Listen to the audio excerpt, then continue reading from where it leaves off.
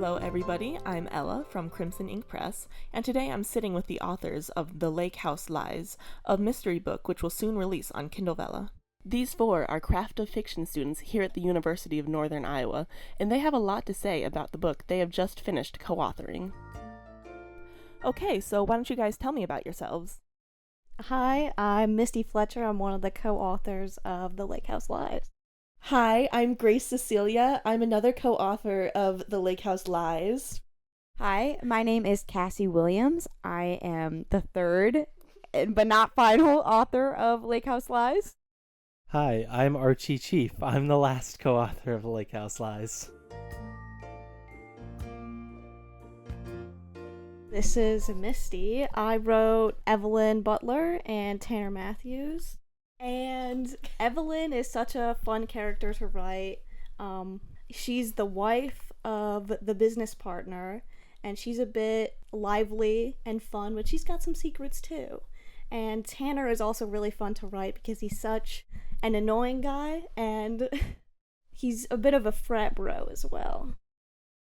This is Grace Cecilia. I wrote the perspectives of Veronica Matthews and Peter Wallace. Veronica is a very emotional person, but she's a very doting mother to Tanner despite his flaws. And Peter Wallace is the assistant to both Thomas Matthews and Christopher Butler, the businessmen. And Peter is a hot mess all the time. Peter can basically just be a weak-willed guy, and he doesn't really ask for much, but he lets everyone take everything from him.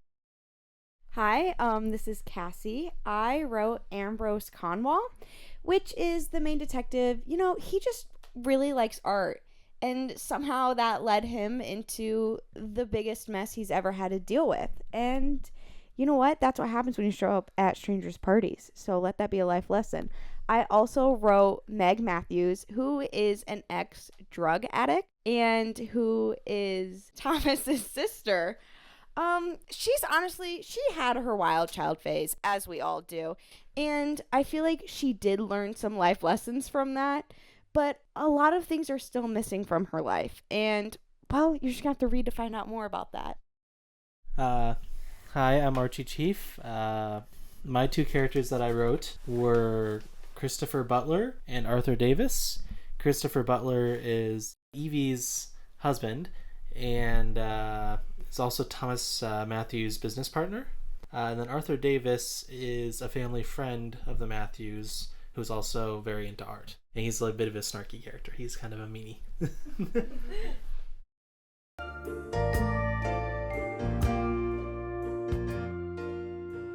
So what were the inspirations behind your book? We took a lot of inspiration from movies like Knives Out and the Clue movie along with the board game, but overall just a lot of movies that sort of take a spin on the genre of murder mystery and do it in a more campy and entertaining way. We also took a lot of inspiration from both classic and modern murder mystery literature, from Agatha Christie to more modern works like Ruth Ware. So what was writing the book like, especially working with three other co-authors? Honestly, I think it was kind of chaotic. It was stressful. Yeah, there's a lot of points in the stories where things seem to overlap, or just because of people's memories, they say something different or remember something different. So it's definitely a lot of coordination, a lot of meetings, a lot of rewrites.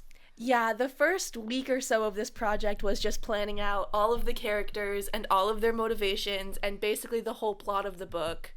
And what that plot ended up being is not at all what is getting published because we just kept changing it.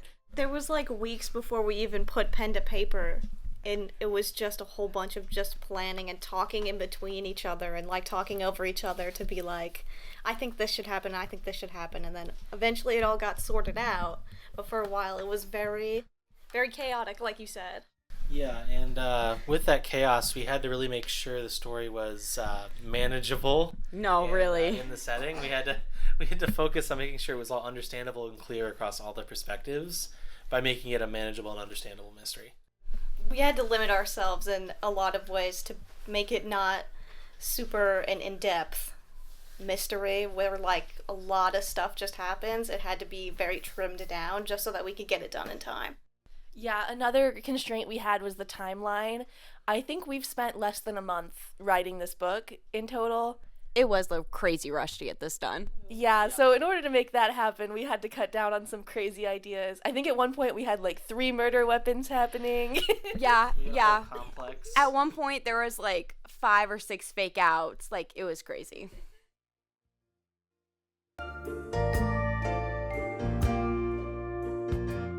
What were your favorite parts from the book? I'm going to start this one off just because I'm the one holding the mic. Haha. I think that my favorite part to write was honestly Meg's inner dialogue. I mentioned earlier that she's an ex-drug addict, and you know what? Sometimes that just heightens all your other emotions, and she just made her feelings about how hot Ambrose Conwall is very clear. So definitely look forward to reading that. Okay, so my favorite part of the story was when we wrote about basically characters' kind of deeper inner relationships and how they affected their motivations. I obviously don't want to spoil a lot, but like why one character, say, wouldn't want police to be called. Why one character would disagree with another character, just kind of writing more of their deeper relationships. I really liked a lot of the fights that got written. Having the conflict in the story with the dialogue and all the actions was super fun to write and also super fun to read. My favorite was writing the interviews with our detective. Mood. I loved having to explain the same event in different perspectives, especially from Peter's perspective, because that guy didn't know what was going on ever. And especially writing Peter's perspective at all. Which is why he's the best character. He's both the best Peter's and the worst. perspective at all times is mainly just, I was scared, I was sweating, help me. Man needs some new deodorant, honestly, because whatever he has, I'm sure it's not working very well. Give him that X. Middle school locker room combination. I mean, he'd make it work. He built like that. What helps you get into the writing mood? For me, definitely I prefer to be alone when I write. It's just a lot quieter usually, but I also like to listen to really quiet, like lo-fi music, also to get into the mood to write. Because if I don't have that, I'm too busy thinking and not actually writing. I have some specific spots on our campus I like to go to, and I also, this is a strange thing, I don't like background noise if it's from a person. If there's like in McCollum Hall, for example, I really love the sound of the waterfall hit there. I know some people don't like it, but I like sitting in that area and like listening to like a retrospective or analysis of some book or movie while I write. You gotta have a little bit of background noise that's like white noise or like a soft music of some kind or whatever. For me, it's kind of a combination of things. I love going to Rod Library because I need the social pressure of thinking others are judging me for not doing my work. We all do. But I do a lot of daydreaming and acting out stuff in my head, so I kind of look crazy when I do that in public. So I like to go into the tree room on the 2nd floor that's kind of private. Do you ever just like mouth the lines but like out loud? Oh, totally. Especially because when I was writing this, after we decided what we were doing, I did listen to Clue the musical. You should listen to it. I did listen to that and play out the entire musical in my head and then start writing this murder mystery. Just like the songs on repeat, or did you like watch the movie on repeat? I don't need to watch the movie. I haven't memorized. Oh, I love that. I listened to the soundtrack. I listened to the soundtrack, got in the murder mystery campy mood, and then just sat in the tree room and watched a bunch of people walk by me from the windows while I wrote this. See, I'm close to that, but I like to rewatch the movies. So like, I know we said before that Knives Out was like the inspiration. I love that movie. Best movie ever made. Actually, I take that back. But you get the dramatization. But otherwise, I'm a classical music person. I like things with no words, no lyrics. I feel like lyrics influence my emotions too much. Agree. Yeah, because then I'm like, the song is sad, I have to write sad, even though like something really funny just happened. Yeah, instrumental pieces in general I think are really good if you want to listen to music, just because it helps in that it can be that background noise you need without any unnecessary distraction from like a video or like a movie. I love music with lyrics, mainly because I was Pavloved as a baby to fall asleep to classical music. So now I listen to a lot of musical theater because it has a more dramatic and narrative soundtrack, even without lyrics. But especially because I can find a lot of musicals that have similar themes to what I'm writing. So that way it kind of gets me in the mood to write in that theme. But when it comes to places, I'm a library person, not Rod. Rod has no natural lighting. It just scares me in there. Everything is so tan or gray. So I'm a big fan of the public libraries here. They're nice. I like them. I prefer, if I go to Rod, I like to go by the windows on like either the third or the fourth floor, because there's usually, you can find at least one corner, one area of the building where there's just nobody else around. Did you know there's a stuffed lion on like the third or second floor? Imagine writing a murder mystery with like that thing staring at you.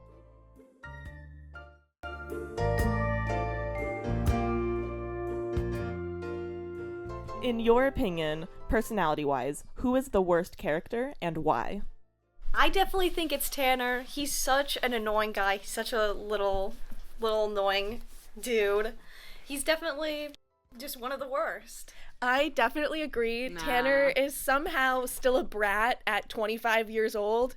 And, He's an adult grown man. well, he's an adult, but he acts like a toddler. Exactly.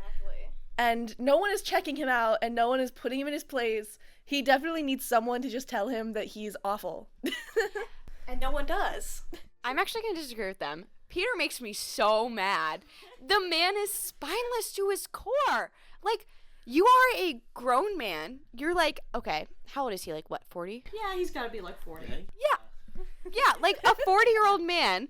Okay, not hating on like being an assistant, but like the fact that he doesn't stand up to his boss, he just lets everyone walk all over him, Be an assistant and be still like having your own personality. which he lacks. He lacks, of course. Yes, and I'm like, at least Tanner gives us something. Tanner's feisty. Can I Tanner, throw my hat into the ring? I think Arthur Davis, or Art, is another good contender because he is older than Tanner and possibly acts worse. He's pretty sarcastic. I don't think he gets to levels of Tanner. I don't think he gets the levels of Tanner either. He's definitely snarky, he's even not as much definitely outright mean. Yeah. Tanner's mean. His like initial reaction a lot of the time is just to like punch people, which is not fun. We don't do that. Frat boy. Frat boy. He's giving Yeah. frat boy. I must say, despite both of them being the worst character, my favorite parts of this book are when Tanner and Peter interact. Oh, 100%. Because it is just a tornado of a hot mess. Yeah, the power dynamics are not where they should be for them too. Yeah, and Arthur and Tanner, when they interact, is also, that's going to be good because Just they're so both kind of high and jerks. mighty. Yeah, Yeah. they both think they're so high and mighty, yeah. And finally, what is your character's go-to coffee order? Christopher Butler is the first character. He would probably get a flat white, just steaming hot, and just throw that down his throat, pretty much inhale it, because he just wants to get stuff done. He needs to get back to work. Arthur Davis is the other one, and he is pretentious and kind of a jerk. He doesn't like coffee. He is an Earl Grey tea fan. He needs it, like the most expensive tea he can get is what he wants, and he will accept nothing else. Peter Wallace, he doesn't really have time for coffee. If he's ever in a coffee shop, it's picking up someone else's order or speeding up the baristas because they're not done yet. On occasion, he'll have time to get... Oh, yeah, he'll... While like sweating So profusely. he's Please! speeding them up. He's not speeding them up. He's begging for them to speed up. No, this coffee is life or death. On occasion, he'll have a scone if they're still rushing and feel bad for him. But the only coffee he really drinks is the black coffee from the office that he makes in the morning before everyone else gets there. Veronica Matthews, though, she's just there for comfort. She'll drink a nice chai latte, calm down at the end of the day. She's just all about calm. Evelyn is definitely a latte girl. She's gonna look at the very picturesque, beautiful latte with the heart on it. It's very cute. It's very her. And Tanner is an Americano because he likes black coffee, but he can't drink black coffee, so he has to add a little bit of water to it. You see, I think Ambrose is like a straight hot black coffee man. He just seems like very like straight and narrow, and I feel like that is the coffee order to fit him. I think he would judge you if you have to add stuff to your coffee. Yeah, he'd be like, you need sugar. The last character that we have though is Meg Matthews. In my mind, she's still kind of 14 years old. And when I say that, I'm talking like, oh, it's like a caramel crunch ribbon frappuccino. You know that Starbucks drink that like is just a milkshake? She drinks those still, and even though she's like 40. And then I wanted to add on, I feel like Peter, because we were talking about him like getting scones if there's any left over or whatever at the stores.